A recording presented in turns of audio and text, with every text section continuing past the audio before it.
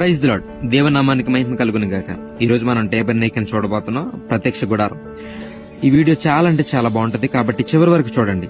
చివరిలో అతి పరిశుద్ధ స్థలంలో ఉన్న దేవుని యొక్క మందసాన్ని చాలా అంటే చాలా అందంగా చక్కగా మనకు అర్థమయ్యే రీతిలో దాన్ని నిర్మించడం జరిగింది. కాబట్టి చివరి వరకు కూడా వెయిట్ చేయండి. దేవుడు మోషేకి బైబిల్లో కొన్ని ఖచ్చితమైన కొలతలు చెప్పాడు ప్రత్యక్ష గుడారాన్ని ఏర్పాటు చేసే విధానంలో. సో అప్పుడు బైబిల్లో ఏ కొలతలు అయితే చెప్పాడో అచ్చం కరెక్ట్ గా ఉన్నట్టుగానే ఆ కొలతలతోనే, ఖచ్చితమైన కొలతలతోనే దీన్ని ఏర్పాటు చేయడం జరిగింది. ప్రత్యక్ష గుడారంలో మొత్తం మూడు భాగాలు ఉంటాయి. ఒకటి వచ్చేసి ఆవరణము, పరిశుద్ధ స్థలము, అతి పరిశుద్ధ స్థలము. ఇప్పుడు మనం ఉన్నదేమో ఆవరణం అనమాట. ఇది ఇప్పుడు వరకు మనం చూసింది ఏంటంటే బలిపీఠము. బలిపీఠానికి జల్లెల్లాగా ఏర్పాటు చేయమని చెప్పి దేవుడు చెప్తాడు, కాబట్టి అలా హోల్స్ పెట్టి అలా ఏర్పాటు చేయడం జరిగింది అనమాట. ఇదంతా కూడా ఆవరణము, ఆవరణ ప్రదేశం. ఇప్పుడు మనం ఆవరణంలో ఉన్నాము. ఆవరణం నుంచి ఇప్పుడు లోపలికి వెళ్దాం. ఇది వచ్చేసి పరిశుద్ధ స్థలం అన్నమాట. ఆవరణం నుంచి పరిశుద్ధ స్థలానికి ఇలా వెళ్ళబోతున్నాం. దీన్ని ఇలా వీళ్ళు నిర్మించడం జరిగింది. ఇక్కడ మీకు కనపడుతుంది కదా, అది వచ్చేసి దీపస్తంభం.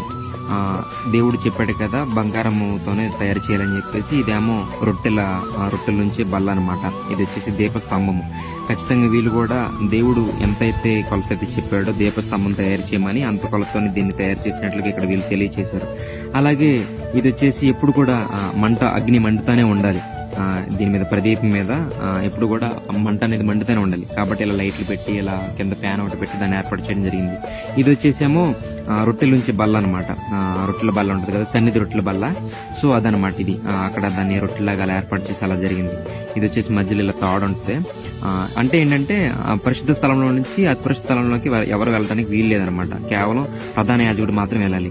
అలాంటి మధ్యలో చూసేస్తేనేమో డేరాలతో ఇలా దీన్ని ఏర్పాటు చేయడం జరిగింది అనమాట. బైబిల్లో దేవుడు చెప్తాడు కదా, కెరూబులు ఇలా ఒకటి ఎదురుగా ఉంచుకొని ఇలా డేరాలు ఒకటి కొట్టమని చెప్పేసి దేవుడు చెప్తాడు మోషేకి. అలా ఉంది. ఇప్పుడు మనం పరిశుద్ధ స్థలంలోకి వెళ్దాం ఒకసారి. అది ఎలా ఉంటుందో ఒకసారి చూద్దాం. మీరు చూడండి, చాలా అంటే చాలా బాగుంటది. కనబడుతుంది కదా, ఇది వచ్చేసి మందసం అన్నమాట. మందసం దేవుడు చెప్తాడు కదా బంగారంతో దాన్ని పొదిగించమని. ఇలా 2 కెరూబులు ఒకదానికొకటి ఇలా ఎదురుగా ఉండటం, ఇలా రెక్కలు విప్పుకొని అలా ఎదురుగా ఉండటం, ఇలా చూడటానికి చాలా అంటే చాలా బాగుంది. ఈ మందసానికి 2 కర్రలు అలా పెట్టడం గానీ, ఇంకా మందసంలో ఏమేమి ఉంటాయో మనందరికి కూడా తెలుసు.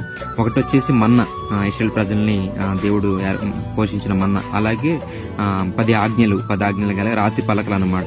దేవుడు మోషేకి రప్పించాడు కదా సీనాయి పర్వతం మీద, అది. అలాగే ఇది వచ్చేసేమో మోషే యొక్క కర్ర, చిగురించిన కర్ర, దాన్ని అలా ఏర్పాటు చేయటం, ఇలా మందసంలో పెట్టడం, అవన్నీ కూడా మనం బైబిల్లో చూస్తాం. సేమ్ అచ్చంగానే దేవుడు ఏ కొలత అయితే చెప్పాడో అదే కొలతతో ఇక్కడ ఈ మందసం అనేది ఏర్పాటు చేయడం జరిగింది. చూడటానికి చాలా